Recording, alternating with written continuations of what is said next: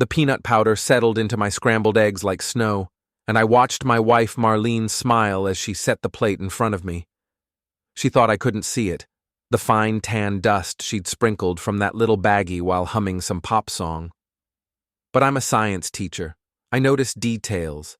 I notice when my wife of 3 years decides to test whether my life-threatening peanut allergy is real or just another one of my dramatic episodes, as she calls them. "Eat up, honey," she said, her voice dripping with false sweetness. "I made them special for you." Before we dive deeper into this story, I have one small request. Please subscribe, drop a like, comment, and hit that hype button to boost this channel so more people can discover these incredible Reddit stories. I'm Evan Colehart, 30 years old, and I teach chemistry and biology at Lincoln High School in Millbrook, New Hampshire. Not exactly the most exciting life, but it pays the bills and keeps me surrounded by test tubes and Bunsen burners, tools that, as it turns out, come in handy for more than just education. Marlene Vicks, she kept her maiden name, said it sounded more professional for real estate, stood there in her silk robe, arms crossed, waiting. Her blonde hair was perfectly styled even at 7 in the morning, and her makeup was already applied. She had that look in her green eyes, the one that said she was conducting an experiment of her own. "You know what Kyle said last night?" she continued, leaning against the kitchen counter of our 3-story colonial. "He said most people who claim to have severe allergies are just attention seekers. Said his cousin used to fake lactose intolerance until his mom caught him eating ice cream." Kyle. Kyle Dempsey, the top producer at Marlene's real estate office. The guy with the cherry red BMW who'd been showing up in our conversations more and more lately.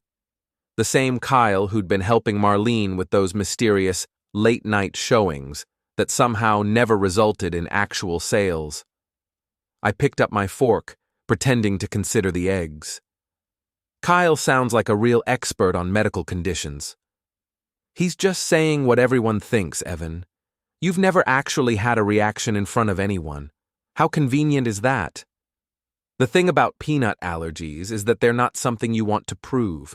When your throat closes and your airways swell shut, you don't exactly have time to gather witnesses. But Marlene had apparently decided that 3 years of marriage wasn't enough evidence of my honesty." I took a small bite. The reaction started within seconds. My tongue began to tingle, then burn. My throat felt like someone was squeezing it with invisible hands. I could feel my face starting to swell, my breathing becoming labored. But here's what Marlene didn't know about me. I always carry 2 EpiPens, and I'd learned to think clearly even during anaphylactic shock. Occupational hazard of being a science teacher. You learn to stay calm during emergencies. I pulled out my phone and hit record on the video camera, setting it on the table facing both of us. "Marlene," I wheezed, my voice already distorting. "What did you put in my eggs?" Her face went white. The smug smile disappeared. "Evan? Oh my God, I didn't think—" "What did you put in my eggs?" I repeated, injecting myself with the EpiPen. The relief was immediate but temporary. I'd need medical attention. "It was just a little peanut powder," she stammered. "Kyle said if you were really allergic, you'd notice before eating it. He said—" I hit 911 on my phone, keeping the video running. "This is Evan Colehart at 47 Maple Street. My wife just poisoned me with peanut powder. I've administered epinephrine, but I need an ambulance immediately." The operator's voice crackled through the speaker. "Sir, did you say your wife poisoned you?" "Yes. She deliberately put peanut powder in my food to test whether my allergy was real. I have video evidence." Marlene's face had gone from white to green. "Evan, I didn't mean— It was just a joke. Kyle said a lot of things, apparently." I carefully scraped a sample of the eggs into a small plastic bag, another habit from teaching chemistry. Chain of custody matters. "The ambulance is coming, Marlene. I suggest you think very carefully about what you're going to tell them." The EMTs arrived within 8 minutes. Professional, efficient, asking all the right questions.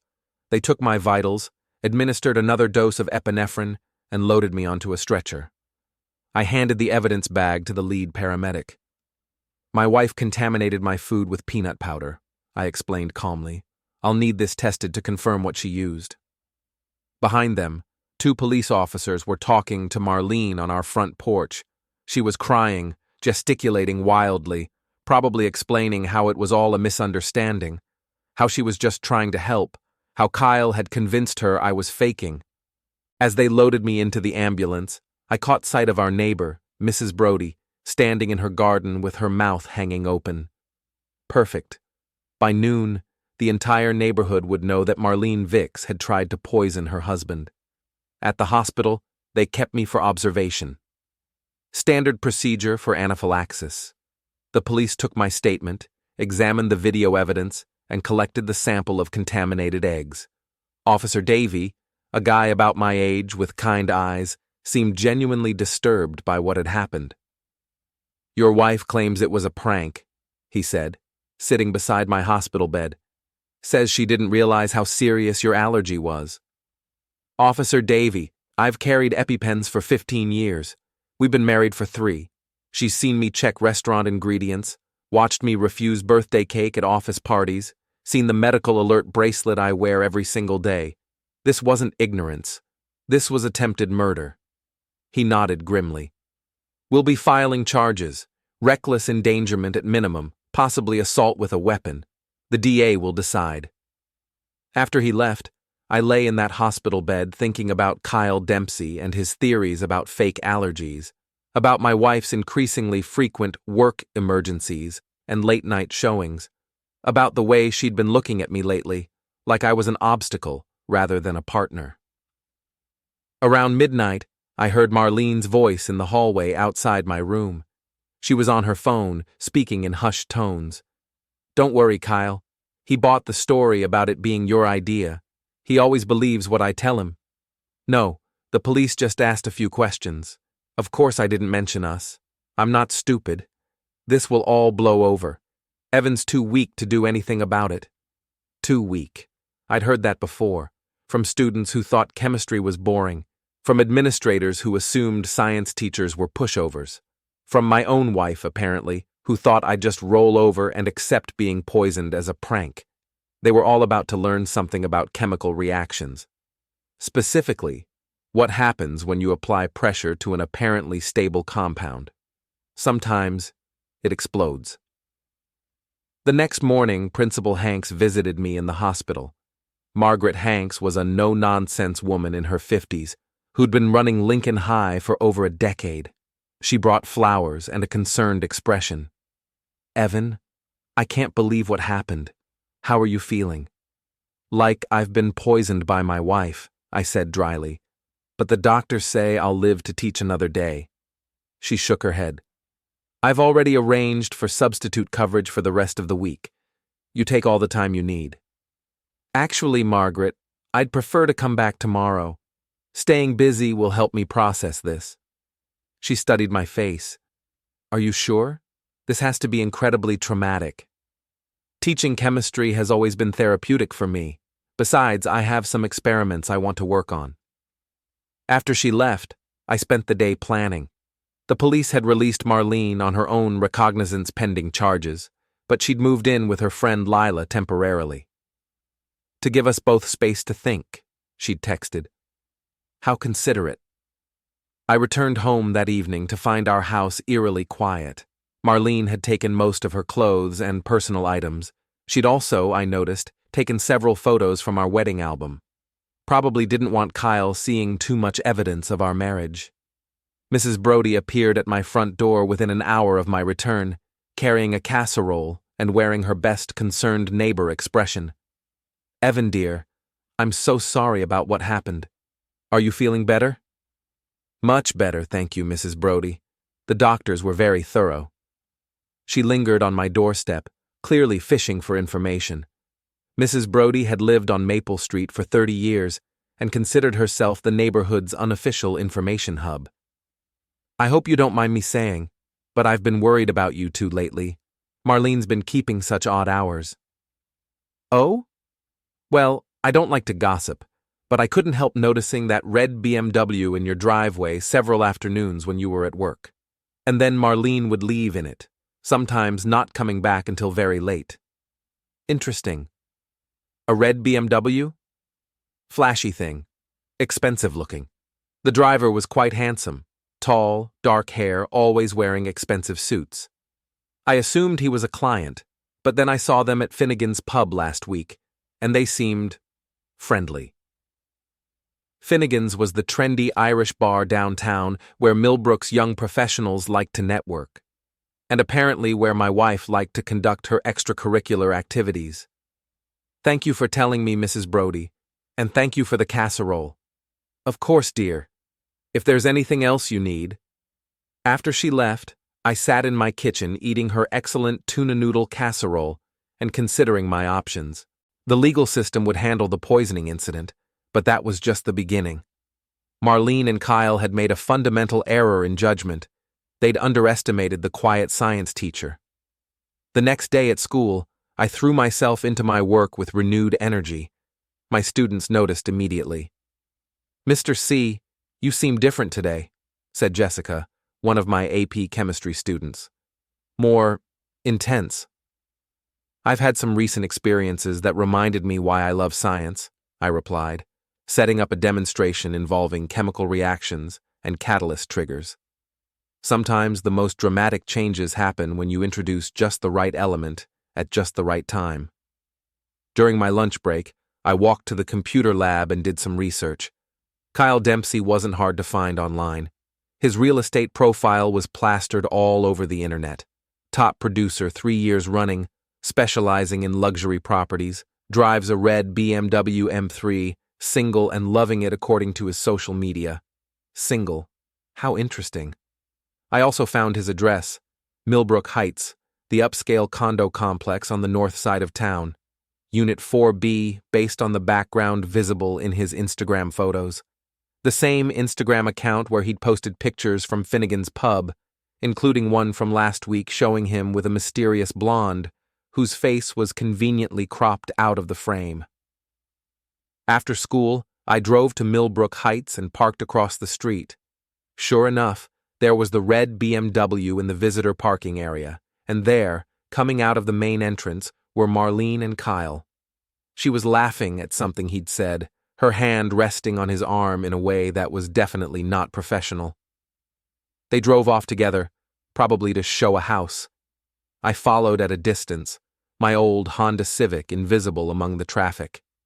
They went to Finnegan's pub, where they spent 2 hours drinking and talking intimately in a corner booth. I didn't go inside. Instead, I sat in my car and planned. The thing about being a science teacher is that you learn to think systematically.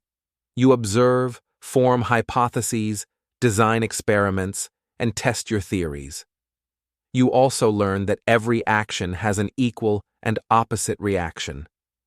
Marlene and Kyle were about to get a very thorough education in Newton's third law. That evening, I visited the school's chemistry lab. As a teacher, I had after-hours access, and I'd often worked late preparing demonstrations and grading papers. Tonight, I was preparing something different. I mixed a batch of what I like to call Professor Slime, a non-toxic but incredibly sticky polymer compound that I sometimes use to demonstrate molecular bonding. The beauty of this particular formula was that it started as a liquid, then hardened into an almost cement-like consistency when exposed to air. It was also completely washable with the right solvent, but most people wouldn't know that. I also prepared a small batch of luminescent powder, the kind used in glow-in-the-dark novelty items, completely harmless, but very visible under certain lighting conditions. By the time I finished, it was nearly midnight. I drove back to Millbrook Heights, where Kyle's BMW sat in its usual spot. The parking garage was well lit, but empty at this hour. I worked quickly and methodically. The slime mixture went under the door handles, across the windshield, and over the hood in artistic patterns. The luminescent powder was sprinkled liberally over the entire mess. Within 20 minutes, Kyle's pristine BMW looked like it had been attacked by a mad scientist, which technically It had been. I left a small note under the windshield wiper, sealed in a plastic bag to protect it from the slime. Next time, maybe don't give medical advice about conditions you don't understand. A concerned educator. Then I went home and slept better than I had in weeks. Kyle discovered my handiwork at 6:30 a.m. I know this because Mrs. Brody called me at 6:45 to report that some maniac was screaming in the Millbrook Heights parking garage and that the police had been called. The poor man's car is covered in some kind of green glowing substance, she reported breathlessly. It looks like something from a horror movie. How terrible, I replied, sipping my coffee. I hope they catch whoever did it. By the time I arrived at school, my phone had 3 missed calls from Marlene and 2 angry voicemails from Kyle. I listened to them during my prep period. Kyle's voice was tight with rage. I don't know what kind of game you think you're playing, Colehart, but this isn't over. You have no idea who you're messing with. Marlene's message was more panicked. Evan, please call me. I know you're upset, but destroying property isn't the answer. We need to talk about this like adults. Adults. That was rich, coming from someone who'd tried to poison me to win an argument with her boyfriend. During lunch, I received an unexpected visitor. Kyle Dempsey himself walked into my classroom, his expensive suit slightly wrinkled, his usually perfect hair disheveled. Mr. Colehart, he said, closing the door behind him, I think we need to have a conversation. I looked up from the lab reports I was grading. I'm sorry, do we know each other? Cut the crap. I know you vandalized my car last night. That's a serious accusation. Do you have any proof? He stepped closer to my desk, trying to use his height advantage to intimidate me. Kyle was about 6'2", well-built, probably worked out regularly. I'm 5'10" and built like someone who spends his days in a classroom rather than a gym. I don't need proof. I know it was you. Well, if you're so certain, perhaps you should contact the police. I'm sure they'd be very interested in your theory. I set down my red pen and looked at him calmly. Of course, they might also be interested in your relationship with my wife, especially given the timing of recent events. His face flushed red. What are you implying? I'm not implying anything. I'm stating facts. You've been having an affair with Marlene for months. You convinced her that my peanut allergy was fake, which led to her poisoning me. Now you're in my classroom making threats because someone vandalized your car. The police might find those connections illuminating. Kyle leaned over my desk, his voice dropping to a whisper. Listen, you pathetic little worm. Marlene told me all about you, how boring you are, how weak, how she has to fake everything just to get through living with you. She's with a real man now, so why don't you just sign whatever divorce papers she gives you and disappear quietly? I stood up slowly, meeting his eyes. Kyle, I have a question for you. What? Do you know what happens when you heat a stable compound past its breaking point? He blinked, confused by the apparent change of subject. What are you talking about? Chemical reactions, Kyle. See, most people assume that quiet, stable compounds are harmless. They think they can add pressure, introduce foreign elements, even apply heat without consequences. But every compound has a breaking point. And when it's reached, I smiled. Well, let's just say the results can be quite explosive. Something in my tone must have unsettled him, because he stepped back from my desk. Are you threatening me? I'm teaching you chemistry. Whether you learn from the lesson is up to you. He stared at me for a long moment, then turned and walked toward the door. This isn't over, Colehart. No, I agreed. It's really not. After he left, I sat back down and returned to grading papers, but my mind was already working on the next phase of my experiment. That afternoon, I received a text from Marlene. We need to talk. Meet me at Finnegan's at 7. I arrived at the pub precisely on time. Marlene was already there, sitting at the same corner booth where she and Kyle had been yesterday. She looked nervous, fidgeting with her phone and checking her makeup in its camera. "Thank you for coming," she said as I sat down across from her. "You said we needed to talk. Evan, I know you're angry. I know what I did was wrong, but vandalizing Kyle's car isn't going to solve anything." "I didn't vandalize anyone's car." "Please don't lie to me. We both know what, Marlene? That you've been having an affair? That you tried to poison me because your boyfriend convinced you I was lying about a medical condition? That you moved out of our house to live with your friend Lila, except you're really staying at Kyle's condo?" Her face went pale. "How did you—" "I'm a science teacher, not an idiot. I observe things. I gather evidence. I draw logical conclusions." She was quiet for a moment, staring at her hands. "I never meant for things to go this far." "Which things? The affair or the attempted murder?" "It wasn't attempted murder. It was a stupid mistake. Kyle said a lot of things, apparently. Tell me, Marlene, when did you start taking relationship advice from a man who's been lying to you about being single?" Her head snapped up. "What do you mean?" "Check his social media more carefully. Kyle Dempsey has had 3 different girlfriends in the past 6 months. You're not special, Marlene. You're just convenient." I could see the doubt creeping into her eyes, but she pushed it away. "You're just trying to hurt me." "I don't need to try. You're doing a fine job of that yourself." I stood up. "I came here because you asked me to. But I'm not interested in reconciliation, and I'm not interested in your excuses.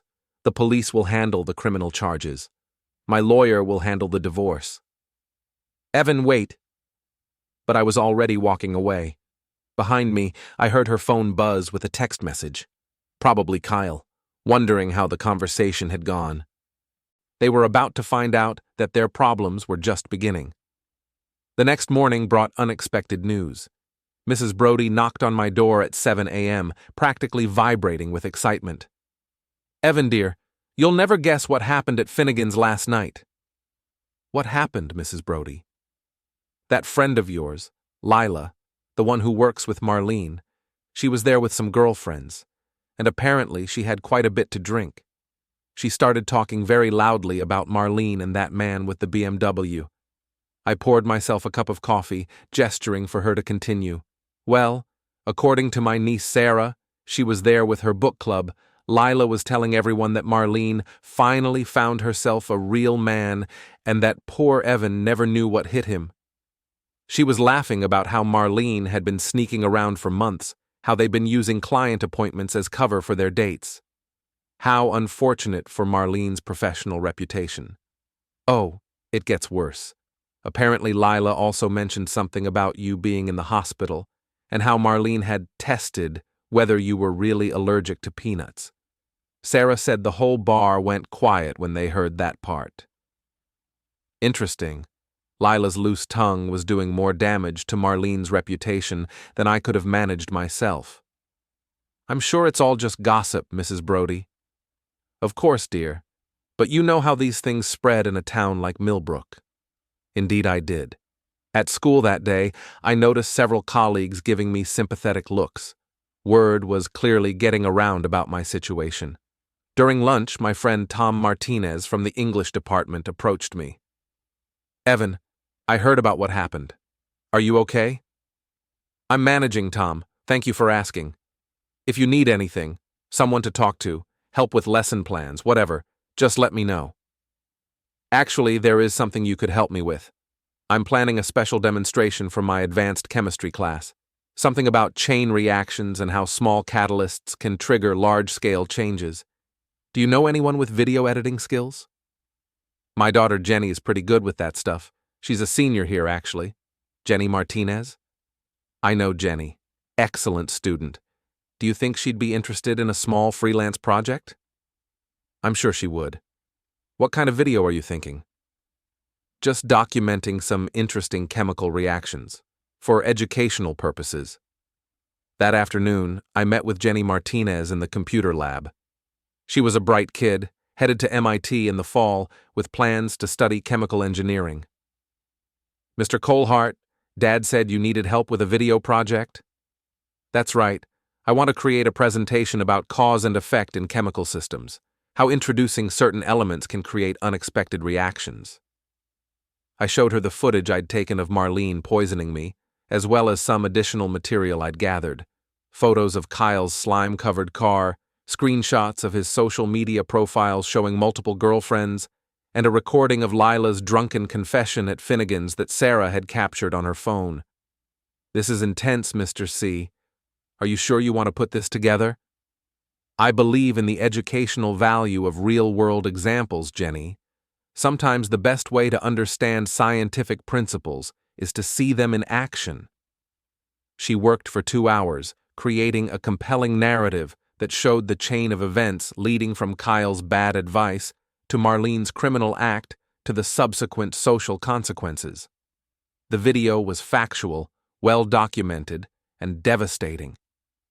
"What are you going to do with this?" she asked as she saved the final version.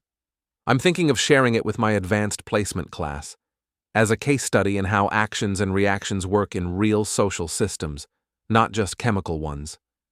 "Mr. Colehart, can I ask you something?" "Of course. Are you okay? I mean, really okay? Because this whole thing seems pretty messed up." I looked at this thoughtful teenager who'd just helped me create a weapon of social destruction and felt a moment of doubt. Was I becoming the kind of person who involved students in personal vendettas? "Jenny, do you think people should face consequences for their actions?" "Absolutely. And do you think that someone who tries to poison their spouse should be held accountable?" "Definitely." "Then yes, I'm okay. I'm just making sure that accountability happens." She nodded, seeming satisfied with that answer. "In that case, I hope your demonstration goes well." That evening, I uploaded the video to a private YouTube channel and sent the link to a carefully selected group of people: Principal Hanks, several school board members, the president of the Millbrook Real Estate Association, and the manager of Finnegan's Pub. I also sent it to the local newspaper's investigative reporter, along with a note explaining that this was a documented case of domestic violence that might be of public interest. Then I waited. The response was swift and brutal. By the next morning, Marlene's boss had seen the video. So had most of her colleagues at the real estate office. The Millbrook Real Estate Association launched an ethics investigation. The local newspaper ran a story about the peanut powder poisoning that made front-page news. Kyle's reaction was more direct. He showed up at my house at 6 a.m., pounding on the front door and shouting, "Colehart! Get out here, you coward!" I opened the door calmly, still in my bathrobe and holding my coffee mug. "Good morning, Kyle. You're up early." "You snake! Do you have any idea what you've done? I've documented the truth. Is there something inaccurate in the video?" "You've destroyed Marlene's career. Her boss fired her this morning." "Actually, Marlene destroyed her own career when she committed a felony. I just made sure people knew about it." He stepped closer, his fists clenched. "I should beat the hell out of you right now." "I wouldn't recommend that, Kyle. Mrs. Brody is watching from her window, and I'm recording this conversation on my phone. Assault charges on top of everything else wouldn't look good for your real estate license." He glanced around and noticed that several neighbors had come out to watch the commotion. Mrs. Brody was indeed at her window, phone in hand, probably recording everything. "This isn't over," he snarled. "You keep saying that, but every time you escalate, things get worse for you and Marlene. Have you considered that maybe you should cut your losses?" "Go to hell." "Have a nice day, Kyle." After he left, I went inside and checked my email. 3 messages were waiting, one from Principal Hanks expressing her support, one from the newspaper reporter asking for an interview, and one from my lawyer saying that Marlene wanted to discuss an uncontested divorce. The chain reaction was working exactly as I'd predicted. 2 weeks later, the situation had deteriorated significantly for Marlene and Kyle. The criminal charges against Marlene were proceeding. She'd been indicted for assault with a dangerous weapon and reckless endangerment. Kyle's real estate license was under review by the state board, and their relationship was showing signs of strain. I knew this because Lila had started texting me. It began innocuously enough. She claimed she wanted to apologize for her role in the situation. But as the conversations continued, it became clear that she was fishing for information, and more importantly, that she was growing disillusioned with Marlene. "She's been staying at Kyle's place," Lila texted me one evening, "but he's getting tired of her. She's so depressed all the time, and she keeps talking about how this is all your fault." "Interesting perspective," I replied. "I feel bad for her, but honestly, she brought this on herself. What she did to you was horrible." "I appreciate you saying that, Lila." "Kyle's been talking about ending things. He says she's become too much drama, bad for his image. I think he's seeing someone else." This was useful information.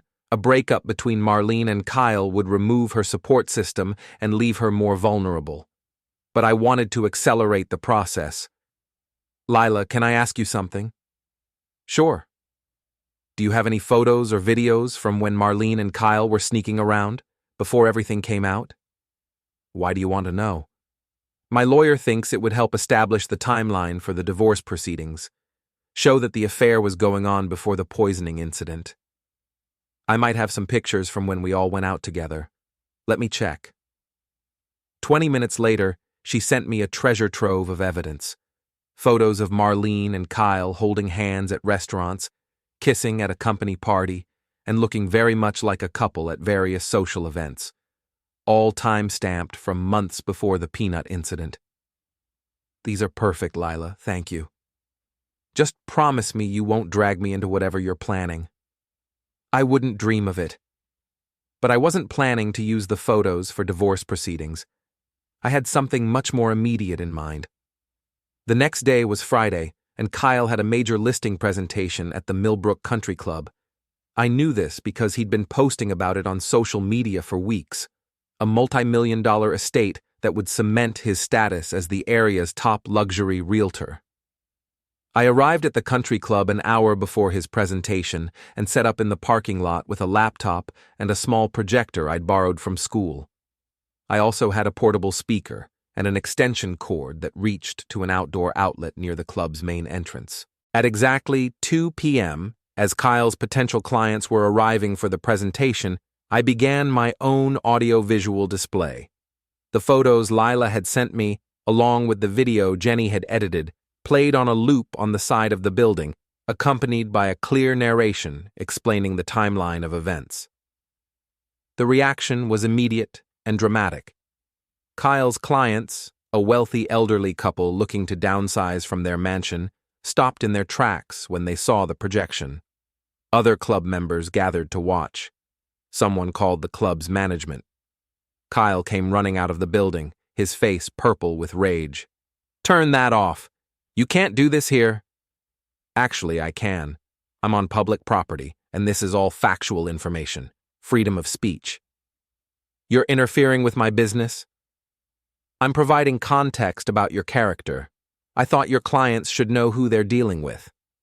The elderly couple approached us, looking confused and concerned. "Excuse me?" the woman said to Kyle. "Is this true?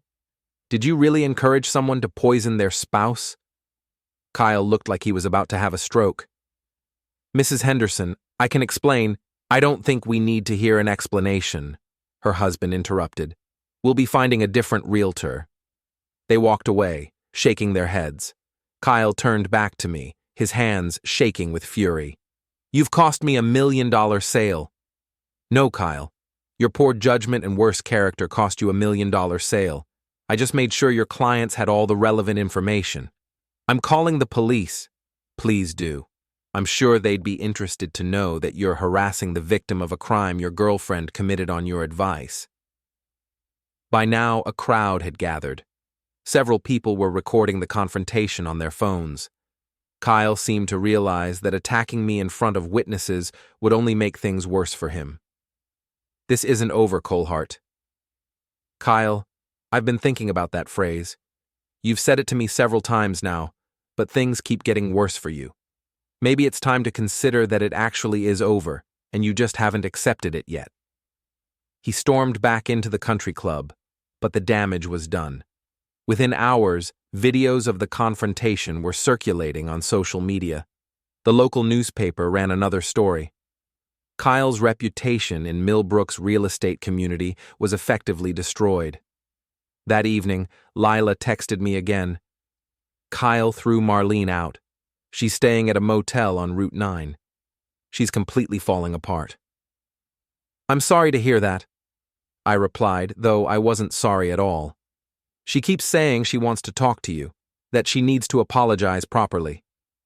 I'm not interested in her apologies. I think she's desperate, Evan. Like, really desperate. I'm worried she might do something stupid. Something stupid. Like trying to poison someone to prove a point. Marlene had already established her capacity for poor judgment under pressure. If you're concerned about her mental state, maybe you should encourage her to seek professional help. I tried. She won't listen to me anymore. She blames me for telling people about the affair. You mean for telling the truth about the affair? Yeah, but she doesn't see it that way. I considered this information. Marlene, isolated and desperate, might indeed do something stupid. But that was her choice to make. I'd simply created the conditions that revealed her true character. The next morning brought news that confirmed Lila's concerns. Mrs. Brody called to tell me that Marlene had been seen driving slowly past our house multiple times during the night. I was up with my arthritis, she explained, and I kept seeing her car go by. She'd slow down in front of your house, sit there for a few minutes, then drive away. Very strange behavior. Did you call the police? I wasn't sure if I should. She wasn't technically doing anything illegal, was she? Probably not, but I appreciate you letting me know. After Mrs. Brody hung up, I sat in my kitchen drinking coffee and thinking about endgames. The legal system was handling Marlene's criminal behavior. The professional consequences were handling Kyle's career. Their relationship had imploded under the pressure of public scrutiny. By any reasonable measure, my revenge was complete. They'd both paid significant prices for their actions. Marlene faced potential jail time and had lost her job. Kyle's reputation was in ruins and his real estate career was effectively over. But something in me wasn't satisfied yet. Maybe it was the memory of lying in that hospital bed, throat swollen shut, while Marlene called me weak. Maybe it was Kyle's sneering dismissal of me as a pathetic little worm.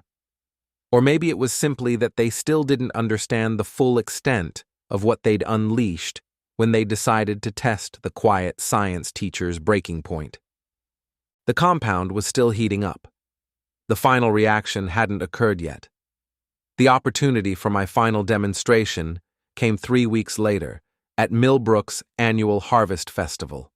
It was the town's biggest social event, held in the Central Park with food vendors, live music, and booths representing every major business and organization in the area. I was there in my official capacity as a Lincoln High teacher, running a booth with simple science demonstrations for kids. It was actually enjoyable work, showing elementary students how to make volcanoes with baking soda and vinegar, explaining why oil and water don't mix, letting them look at pond water through microscopes. Around 3 p.m., I spotted Marlene across the park. She was alone, looking haggard and thin, wearing clothes that seemed too big for her. She'd clearly lost weight, and her usually perfect hair and makeup were noticeably neglected. She saw me at the same time and began walking in my direction. I continued helping a young boy with his volcano experiment, but I kept track of her approach in my peripheral vision. "Evan," she said quietly when she reached my booth. "Could we talk?" I looked up at her for the first time in weeks. The confident, polished woman I'd married was gone. In her place was someone who looked broken, desperate. "I'm working, Marlene. Please, just for a few minutes." The boy finished his experiment and ran off to show his parents. No other children were waiting. I stepped out from behind the booth. "What do you want?" "I want to apologize, really apologize, not just say words. I want you to understand that I know how wrong I was." "Okay, I'm listening." She took a shaky breath. What I did to you was unforgivable. I could have eliminated you. I know that now. And I did it because Kyle made me feel like you were weak, like you were holding me back from something better. And now? Now I realize that you were the best thing in my life, and I threw it away for someone who didn't actually care about me at all. I studied her face. She seemed genuinely remorseful, but there was something else there too, a calculating look that I recognized from our marriage. What do you want, Marlene? I want us to try again. I know it would take time, and I know you'd never trust me completely, but maybe we could start over. Maybe we could… No. The word came out flat and final. Her face crumpled. Evan, please, I have nothing left. No job, no friends, no place to live. Kyle won't even take my calls. I'm staying in a motel and eating ramen noodles. I've lost everything. You made your choices. I made mistakes, terrible mistakes, but people can change. People can learn from… Marlene, stop. I held up a hand. Do you want to know what I learned from this experience? She nodded eagerly. I learned that my wife was capable of poisoning me to win an argument with her boyfriend. I learned that she was willing to risk my life to prove a point about my character. I learned that when caught, she would lie to the police, blame her boyfriend, and then try to manipulate me into taking her back when that boyfriend abandoned her. I'm not trying to manipulate. Yes, you are. You're not sorry about what you did, Marlene. You're sorry about the consequences. There's a difference. Her expression shifted, the mask of remorse slipping slightly. So what? You're just going to destroy my entire life over one mistake? I didn't destroy your life. I documented your choices and let people draw their own conclusions. You ruined my career. You turned everyone against me. Your career was ruined when you committed a felony. People turned against you when they learned what kind of person you really are. She stared at me for a long moment, and I could see her cycling through different approaches: grief, anger, desperation. Fine, she said finally. You want to play hardball? I can play hardball too. What does that mean? It means I know things about you too, Evan. Things that might interest your precious students and their parents. Like how you've been stalking Kyle and me. How you vandalized his car. How you've been using school resources for personal vendettas. I felt a chill of concern. She wasn't entirely wrong about some of those accusations. Are you threatening me, Marlene? I'm just saying that if you keep pushing, I might have to defend myself. And I still have friends in this town, people who might be willing to listen to my side of the story. This was interesting. Cornered and desperate, Marlene was reverting to her true nature, manipulative, vindictive, willing to say anything to regain control. Go ahead, I said calmly. What? Tell your story. Explain to people how your husband stalked you after you tried to poison him.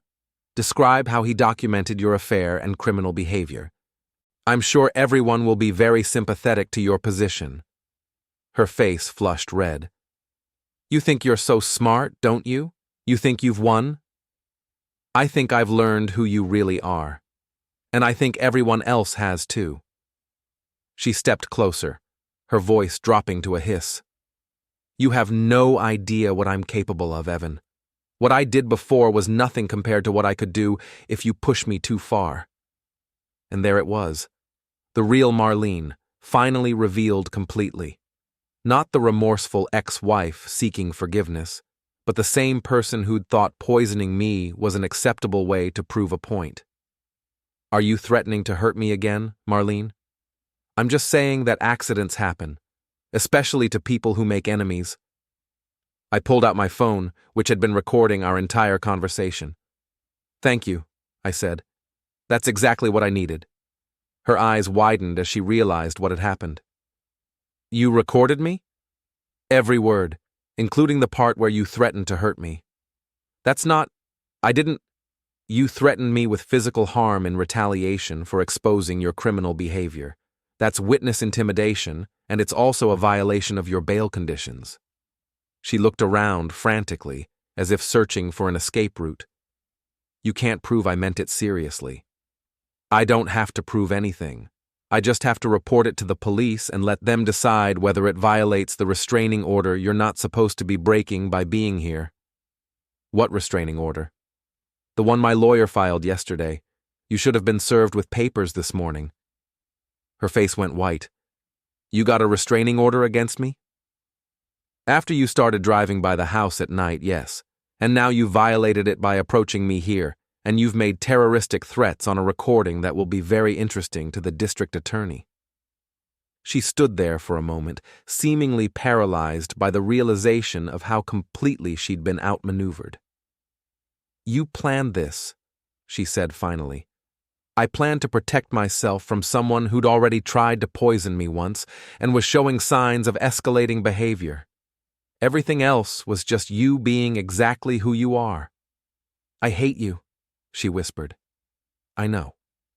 But the difference between us, Marlene, is that when I hated you, I gathered evidence and used the legal system. When you hate me, you commit crimes. She turned and walked away quickly, disappearing into the crowd. I immediately called my lawyer and then the police, sending them the recording of our conversation. Within 2 hours, Marlene was arrested for violating the restraining order and making terroristic threats. Her bail was revoked, and she was held pending trial. Kyle, meanwhile, had apparently decided that Millbrook was no longer a viable market for his real estate career. According to Lila, he'd moved to Boston, where he was working as a junior associate at a firm that didn't know about his recent troubles. The final chapter of my revenge was complete. Marlene faced serious jail time on multiple charges. Kyle's career was in ruins, and he'd been forced to start over in a new city. Their relationship was destroyed, their reputations were shattered, and their future prospects were severely limited. I returned to my science booth and spent the rest of the afternoon teaching children about chemical reactions, action and consequence, and the immutable laws of physics that govern our universe. That evening, as I cleaned up my demonstration materials, Principal Hanks stopped by. Evan, I heard there was some kind of incident earlier. Marlene approached me and made some threats. The police handled it. Are you okay? I looked around the park, where families were enjoying the last hours of the festival. Children were laughing, couples were dancing to the live music, and vendors were selling the last of their funnel cakes and apple cider. I'm fine, Margaret. Better than fine, actually. Good. You've been through a lot these past few months. I have. But I've learned some valuable lessons about human nature, about standing up for yourself, and about the importance of consequences. She nodded. Well, if you need anything, time off, counseling resources, whatever, just let me know. Thank you. But I think the worst is behind me now. After she left, I finished packing my materials and walked to my car. The parking lot was nearly empty, the festival winding down as darkness fell. As I drove home, I reflected on the past few months. When this all began, Marlene and Kyle had seen me as weak, passive, someone who could be manipulated and discarded without consequence. They'd underestimated the quiet science teacher, assuming that my calm demeanor meant I was incapable of fighting back. They'd learned too late that the most dangerous reactions often come from the most stable compounds. That pressure and heat, applied systematically over time, can transform even the most predictable substances into something entirely different. I pulled into my driveway and sat in the car for a moment, looking at the house I no longer had to share with someone who'd tried to hurt me. Tomorrow, the divorce would be finalized. Next week, Marlene's criminal trial would begin. Kyle was gone, probably forever.